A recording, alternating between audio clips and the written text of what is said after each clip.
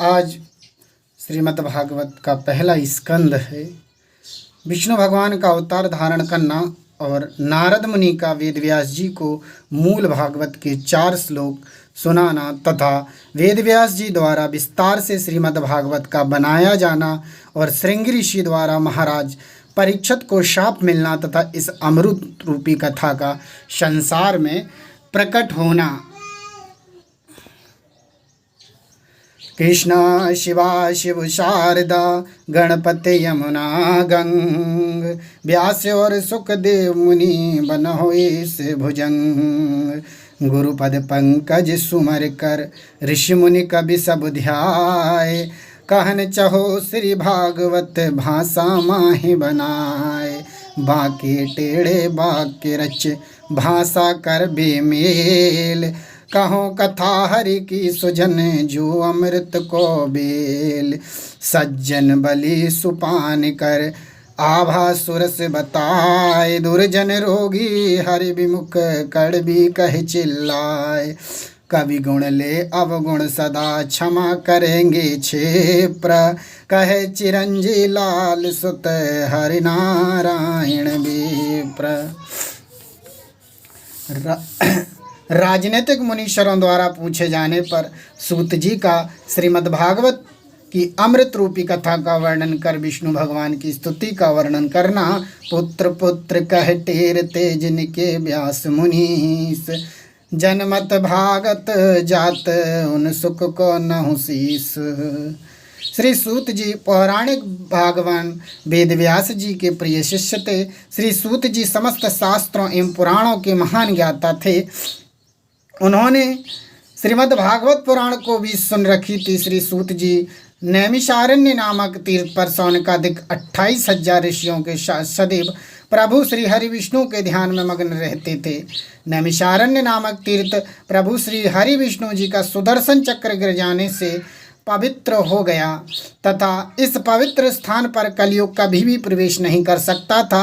एक समय की बात है कि एक दिन सौनकादिक ऋषिवर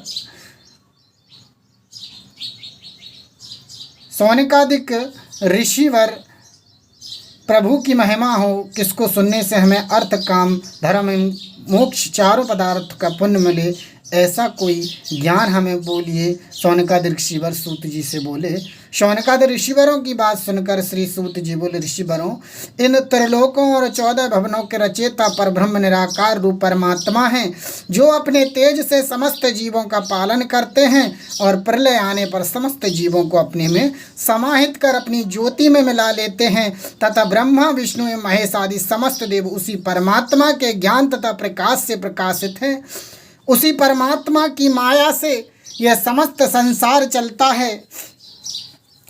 वेदव्यास जी ने समस्त संसारी माया को झूठी समझकर उन्हीं परमात्मा में ध्यान लगाकर अमृत रूपी श्रीमद् भागवत पुराण बनाया है, जिसमें छल झूठ कपट और लोभ रहित ऐसे धर्मों का निर्माण किया है जिनके अनुसार चलने पर समस्त प्रकार के कष्टों से दूर होकर प्राणी मुक्त हो जाता है।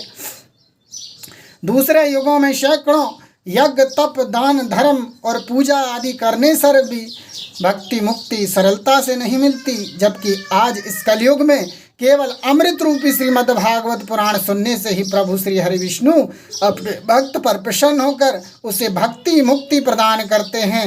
इस अमृत रूपी भागवत पुराण को समस्त वेदों का सार और कल्प वृक्ष की तरह समस्त फलों का दाता मानना चाहिए। यह अमृत रूपी कथा श्री वेदव्यास जी ने अपने सुपुत्र श्री सुखदेव मुनि को सुनाई थी। फिर यही अमृत रूपी कथा श्री सुखदेव मुनि जी के मुख से समस्त संसार में फैली है। हे ऋषिवरों, इस अमृत रूपी कथा का श्रवण करने से अक्षय फल की प्राप्ति होगी। इस अमृत रूपी कथा को सच्चे मन से श्रवण करने वाले प्राणी को चारों पदार्थों की प्राप्ति होती है। श्री सूत जी के मुख से यह ज्ञान भरी बातें सुनकर सौनकादिक ऋषिवर बोले, श्री सूत जी, आप हमें प्रभु की ऐसी सुंदर महिमा सुनाइए जिसे सुनकर प्राणी इस जगत के मोह माया के बंधनों से मुक्त हो जाए, और यह भी बताइए कि जिस परब्रह्म परमेश्वर के नाम से प्राणियों का उद्धार हो जाता है, उन्होंने किस उद्देश्य से पृथ्वी पर वसुदेव देवकी के यहाँ श्री कृष्ण के रूप में जन्म लेकर अनेक प्रकार की बाल लीलाएं की। यह भी बताइए कि कृपा करके कि उनके गोलोक्ष धारने के पश्चात यह धर्म किस आधार पर टिका हुआ है। क्योंकि कहा जाता है कि प्रभु की लीला एवं कथा सुनने से प्राणी 84 लाख योनि से छूटकर मुक्ति पा जाता है और फिर आवागमन के चक्र से मुक्त हो जाता है। आप उन प्रभु की संपूर्ण लीलाओं के विषय में विस्तार से बताइए। हरिनारायण व्यास सुख शिवा शारदा मात, ध्यान कहाँ श्री हरि कथा जाते पाप नसात। सौनकादि ऋषिवरों की बात सुनकर श्री सूत जी बोले, प्रभु श्री हरि विष्णु देवी भगवती और परम गुरु व्यास तथा सुखदेव मुनि के चरणों का ध्यान लगाकर बोले, मुनीसरों, ये तो आपने बहुत ही अच्छी बात पूछी है। मैं अब आपको अमृत रूपी श्रीमद् भागवत की कथा सुनाता हूँ, आप उसे ध्यान लगाकर सुनो। इस अमृत रूपी कथा को इस जगत में सुखदेव मुनि ने सर्वप्रथम प्रकट किया था। मुनि श्री सुखदेव जी पैदा होते ही नाल समेत वन की ओर भाग गए थे और उनके पिता व्यास जी उनके पीछे पीछे पुत्र पुत्र पुकारते हुए उन्हें रोकने के लिए कहते रहे, लेकिन सुखदेव मुनि ने अपने पिताश्री की आवाज़ पर एक बार भी पीछे मुड़कर नहीं देखा। उनके पिता उन्हें रोकने के लिए पुकार रहे हैं।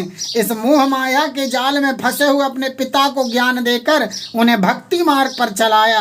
वह स्वयं हर समय प्रभु भक्ति में लीन रहते। सुखदेव जी ने इस अमृत रूपी कथा को हमारे गुरुदेव श्री व्यास जी से पढ़कर इस जगत के प्राणियों के कल्याण के लिए इस जगत में प्रकट किया। श्री सूत जी की बात सुनकर सौनकादि ऋषि बोले, प्रभु जब मुनि सुखदेव जी पैदा होते ही वन में चले गए तो फिर वह वापस कैसे आए, और आपने इस अमृत रूपी कथा को किस प्रकार सुना, आप हमें सारी बातें विस्तार से बताइए। सौनकादिक ऋषिवरों की आवाज़ सुनकर श्री सूत जी बोले, मुनीश्वरों, एक दिन श्री सुखदेव जी को घूमते घूमते देवऋषि नारद जी मिल गए। सुखदेव जी ने देवऋषि नारद जी से पूछा, देवऋषि आप हमें कोई ऐसा सरल ज्ञान का मार्ग बताइए जिससे हमारी प्रभु के चरणों में भक्ति भावना उत्पन्न हो जाए। श्री सुखदेव जी की बात सुनकर देवऋषि नारद जी बोले, सुखदेव जी आप व्यर्थ में इधर उधर अपना समय बर्बाद कर रहे हैं। आपके पिता श्री वेदव्यास जी महान ज्ञानी हैं और प्रभु भक्ति का मार्ग हमने उन्हें बता दिया है। आप निश्चिंत होकर अपने पिताश्री के पास जाओ और उनसे ज्ञान प्राप्त करो।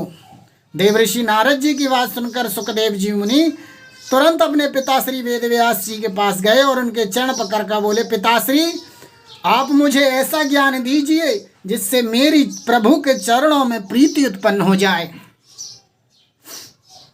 अपने पुत्र सुखदेव मुनि की बात सुनकर श्री वेदव्यास जी बोले, पुत्र प्रभु की भक्ति पाने के लिए श्रीमद् भागवत पुराण से अनमोल अन्य कोई ग्रंथ नहीं है। पुत्र तुम्हें श्रीमद् भागवत पुराण का पाठ करना चाहिए। फिर श्री सुखदेव जी ने अपने पिता वेदव्यास जी से श्रीमद् भागवत पुराण पढ़ा। जब श्री वेदव्यास जी सुखदेव मुनि जी को अमृत रूपी कथा पढ़ाते थे तो मैं भी इस अमृत रूपी कथा को मन से श्रवण करता था, जिससे यह अमृत रूपी कथा मुझे याद हो गई। इस अमृत रूपी कथा को आप सब भी सच्चे मन से सुने, क्योंकि सच्चे मन से इस अमृत रूपी कथा को सुनने वाले के मन में प्रभु भक्ति उत्पन्न होती है। यज्ञ दान तप तीर्थ आदि धार्मिक कार्यों के करने से जो फल की प्राप्ति होती है उससे कहीं अधिक फल की प्राप्ति इस अमृत रूपी कथा को सच्चे मन से श्रवण करने से प्राप्त होती है। इस अमृत रूपी कथा को सच्चे मन से श्रवण करने से प्राणी के मन से काम क्रोध मद लोभ मोह अहंकार ये 6 विकार दूर हो जाते हैं और प्राणी का मन पवित्र निर्मल हो जाता है। प्राणी को अपनी मुक्ति के लिए अमृत रूपी श्रीमद् भागवत पुराण को सच्चे मन से श्रवण करना चाहिए, क्योंकि प्रभु भक्ति के बिना प्राणी का मन निर्मल नहीं होता। प्रभु नाम जपे बिना प्राणी में भक्ति उत्पन्न नहीं होती। राजसी तामसी और सात्विकी 3 प्रकार के व्यवहार प्राणी में होते हैं और प्रभु की पूजा भी इन्हीं तीनों प्रकारों से की जाती है। इन तीनों को काट धुआं और अग्नि के नाम से जाना जाता है, क्योंकि जो कार्य आसानी से सरलता से अग्नि से हो जाता है वह काठ और धुएं से नहीं होता है। इसलिए प्राणी सात्विकी भक्ति के द्वारा ही इस आवागमन के चक्कर से मुक्त हो जाता है। और किसी भी उपाय से नहीं हो पाता। इसलिए प्राणी को सच्चे मन से प्रभु की भक्ति करनी चाहिए। इस जगत में यज्ञ तप दान और व्रत आदि जितने भी धर्म हैं वे समस्त प्रभु के स्वरूप में इस प्रकार समा जाते हैं जिस प्रकार इस जगत की संपूर्ण नदियां विशाल समुद्र में समा जाती हैं। राजसी और तामसी भक्ति तो सकाम होती है और इनसे सांसारिक सुख प्राप्त होता है, लेकिन बिना कामना के साथ भक्ति एकमात्र ऐसी भक्ति है जिससे प्राणी का प्रभु के चरणों में अटूट प्रेम हो जाता है और प्राणी सदैव के लिए आवागमन से छूटकर मुक्त हो जाता है। श्री सूत जी बोले, ऋषिवरों, इस संसार का आदि कारण पर ब्रह्म निराकार परमेश्वर है जो इस